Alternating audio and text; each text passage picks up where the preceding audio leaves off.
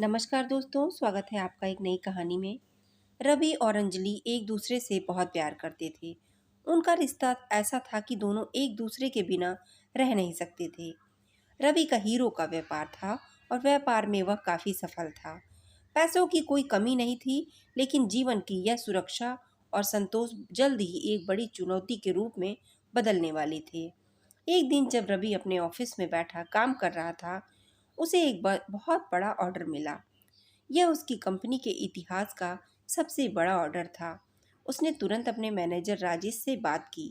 रवि, राजेश, यह हमारे लिए बहुत सुनहरा मौका है। यह ऑर्डर बहुत बड़ा है, लेकिन इसे पूरा करने के लिए हमें बैंक से लोन लेना पड़ेगा। तो मैं अभी बैंक जा रहा हूँ। तुम स्टाफ से कहो कि वे तैयार रहें। हो सकता है हमें दिन रात काम करना पड़े। राजेश कहता है, जी सर, आप चिंता ना करें, सब कुछ हो जाएगा। रवि सीधा बैंक पहुंचा, जहां उसकी बैंक मैनेजर से अच्छी पहचान थी। उसे आसानी से लोन मिल गया।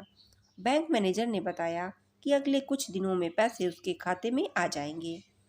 रात को घर आकर रवि ने अंजलि को यह खुशखबरी सुनाई। अंजलि बहुत खुश हुई। अंजलि, इस ऑर्डर के पूरा होने के बाद तो मुझे घुमाने ले चलोगे? रवि, बिल्कुल, हम इंडिया से बाहर चलेंगे, लेकिन कुछ समय के लिए मुझे बहुत मेहनत करनी होगी। शायद मैं कुछ दिनों तक घर भी ना आ पाऊँ। तो तुम चिंता मत करना। अंजलि कहती है, तुम बेफिक्र रहो और अपना काम करो, मेरी चिंता मत करो। 2 दिन बाद रवि को ऑर्डर मिल गया। वह राजेश से कहता है कि वह हीरे लेने के लिए गुजरात जा रहा है। रवि, राजेश, मैं खुद हीरे लेने जा रहा हूँ, 3-4 दिन में वापस आ जाऊंगा।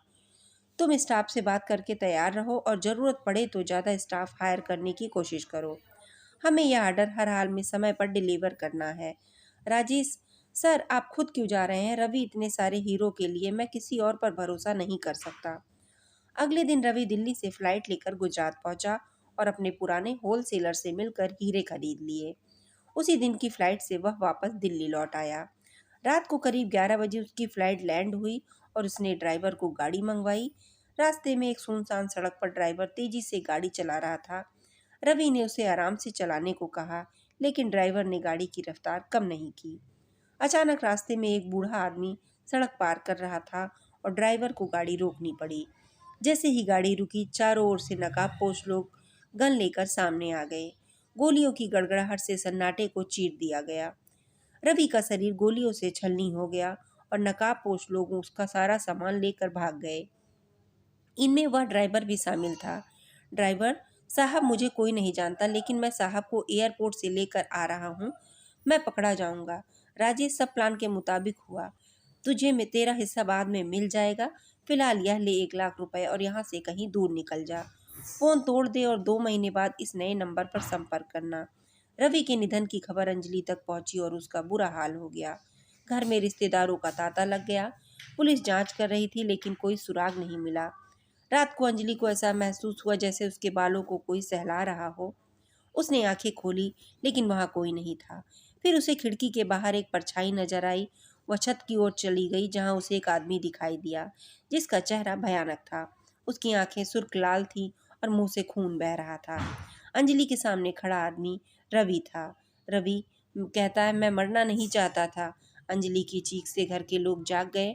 उसे बेहोश हालत में छत से नीचे लाए। होश आने पर भी अंजलि बार बार कह रही थी, रवि, रवि, मुझे बुला रहे हो? अगले दिन पुलिस ने बताया कि रवि का मैनेजर राजेश और ड्राइवर लापता है। अंजलि ने इस पर कोई खास प्रतिक्रिया नहीं दी, लेकिन इसने इतना कहा, मुझे चिंता नहीं है, रवि उन्हें सबक सिखाएंगे। राजेश, जो एक अनजान शहर में छिपा हुआ था, रात में सोते समय एक भयानक ख्वाब देखता है। रवि की आत्मा उसे दिखाई देती है और वह डर के मारे भागने लगता है। उसे कुछ लोग बालकनी पर खड़ा देखते हैं और वह नीचे कूदकर अपनी जान दे देता है। पुलिस को उसके फ्लैट से सारे हीरे मिल जाते हैं। इसकी खबर अंजलि तक पहुंचाई जाती है। कुछ दिनों बाद ड्राइवर को भी रवि की आत्मा सताने लगी और वह भी एक कार दुर्घटना में मारा जाता है। अंततः अंजलि को भी पता चलता है कि ड्राइवर मारा गया। वह रात को छत पर जाकर रवि की आत्मा से कहती है कि मुझे भी अपने साथ ले चलो। रवि की आत्मा कहती, नहीं अंजलि, तुम्हारे सामने अभी पूरी जिंदगी पड़ी है, मैं तुम्हें अपने साथ नहीं ले जा सकता। यह कहकर अंजलि छत से कूद जाती है। उसके मुस्कुराते हुए चेहरे पर मौत का पैगाम था।